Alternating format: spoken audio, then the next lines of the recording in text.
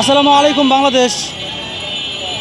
মাদারীপুর থেকে আমরা দুই ভাই সিয়ামউদ্দিন ও সায়ামউদ্দিন পায়ে হেঁটে বাংলাদেশের 64 জেলা ভ্রমণ করার লক্ষ্যে বের হয়েছি। আলহামদুলিল্লাহ আমরা বিগত 26 জানুয়ারি 2025 আমাদের নিজ জেলা মাদারীপুর থেকে শুরু করি এই ভ্রমণটা। তো আলহামদুলিল্লাহ আজকে 17ই মার্চ আমরা আমাদের 51 নম্বর জেলা ঢাকাতে আছি। তো এখানে আসতে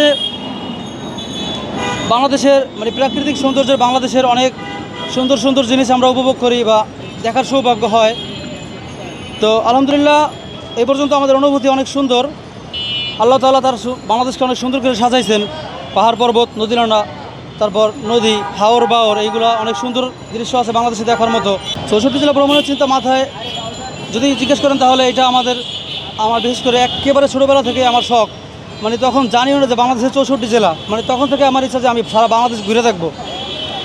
তো তখন পায়ে হেঁটেও কোনো উদ্দেশ্য ছিল না, কিন্তু এই যে বড় হই একটু পড়ালেখা করছি, এখন জানতে পারলাম যে বাংলাদেশ 64 জেলা, 8টা বিভাগ। আর দ্বিতীয়ত হলো কি, এই যে বললাম যে আমরা দুনো ভাই একটু কোরআনের হাফেজ হওয়ার চেষ্টা করছি। আলহামদুলিল্লাহ আল্লাহ তাআলা আমাদের কবুল করছেন। তো ওইখান থেকে সূরা আনআমের 11 নম্বর আয়াত আল্লাহ তাআলা এই তার পৃথিবীতে ভ্রমণ সম্পর্কে একটু কথা বলছেন, আদেশ করছেন ভ্রমণ করতে আর কি, তার এই সুন্দর সৃষ্টি ঘুরে দেখার জন্য। তো ওই আয়াতে উদ্বুদ্ধ হয়ে বলা যায় আমাদের সফর। আমরা যেই গতিতে এখন সামনে আগাইতেছি, যদি এইভাবে আগাই তাহলে হয়তো বা 29 বা 30 রমজানে শেষ হবে, 30 রমজানে শেষ হবে হয়তো বা। আমরা যখন ঠাকুরগাঁও জেলায় যাই ওই দিন আমাদের থাকার তো কোনো ব্যবস্থা হয়ই নাই, এমনকি আমরা রাস্তায় থাকতে হয়েছে ওই দিন রাতটা আমাদের রেল স্টেশন যায়। তাও কি বলবো ভাই, দুঃখের কথা, তাও একটা আমাদের মতো আমাদের জাতি ভাই হুজুরের কারণে আর কি, এক আলেমের কারণে। অথবা তাকে আমি ওইভাবে আলেম মনে করি না, তার ভিতরে আলেমের কোনো অথবা বেশভূষা আছে, কিন্তু তার ভিতরে আলেমের কোনো মাধুর্য বা আলেমের কোনো পরিচয় তার ভিতরে আমি পাই নাই। আলহামদুলিল্লাহ ভাই, সমস্ত রোজা এই সবকটা রোজা এখন পর্যন্ত আছি, রোজা এখনও ভাঙ্গা লাগে নাই বা ভাঙ্গি নাই আর কি। সারাদিন পরিশ্রম করার পরে কি বলবো, শরীর তো অনেক ক্লান্ত থাকে, এটা স্বাভাবিক অস্বাভাবিক না, কারণ আমাদের তো শরীর, এটা তো মেশিন না। তো এই ক্ষেত্রে আমরা আর থাকি, আমরা মসজিদে, যেহেতু মসজিদে থাকি, সব মসজিদে তারাবি নামাজ হয়, ক্লান্ত লাগলেও পড়ি, যেহেতু এটা ইবাদত বা অনেক এটার ভিতরে ফজিলত সওয়াব আছে, এই জন্য পড়ি আলহামদুলিল্লাহ। আমরা প্রথমেই আমরা কোন দিন কোন জেলায় থাকবো বা কোন জেলা আমাদের কত নাম্বার, এটা আমরা বাড়ি থেকেই ডিসাইড করে বের হই। তো আমরা এই আজকের যে ঢাকা 51 নম্বর জেলা বা এই কয় তারিখে থাকবো, এইটাও আমাদের সেই বের হওয়ার আগে থেকেই প্ল্যান করা। তো আমরা সাইমার কাছে শুধুই বলে যে ভাইয়া আমরা কবে 51 নম্বর জেলা ঢাকা যাব আর কবে আমরা আমাদের রাজধানীতে যাব, ওইভাবে আমাদের ওই দিন কেমন লাগবে, বা আমরা ওই দিন আমাদের 51 জেলা ঘোরা শেষ হয়ে যাবে গা। আলহামদুলিল্লাহ ভাই, ভালোই লাগতেছে। পরবর্তীতে আলহামদুলিল্লাহ আমাদের গন্তব্য নারায়ণগঞ্জ, এইভাবে মুন্সিগঞ্জ, তারপর আমরা ওই যে চট্টগ্রাম বিভাগে প্রবেশ করব।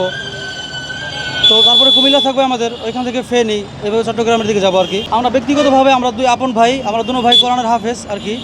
আর আমি এখন আলিয়া লাইনে আছি, আলিম 2য় বর্ষে আছি আর কি। আর আমার ছোটো ভাই বিগত 2 মাস আগে হাফেজ হয়েছে। সারা বাংলাদেশের মানুষের কাছ থেকেই অনেক সুন্দর অতিথি আপ্যায়ন পায় আলহামদুলিল্লাহ, তাদের সবার দ্বারা। তারা সবাই আমাদের ভালো আদর আপ্যায়ন করছেন, অনেক সাপোর্ট করছেন, বিশেষ করে যেখানে আমরা যাই থাকার জন্য। আর্থিক বলতে অ্যাকচুয়ালি ধরেন আমি কারো থেকে কিছু আশাও করি না এখন পর্যন্ত আলহামদুলিল্লাহ।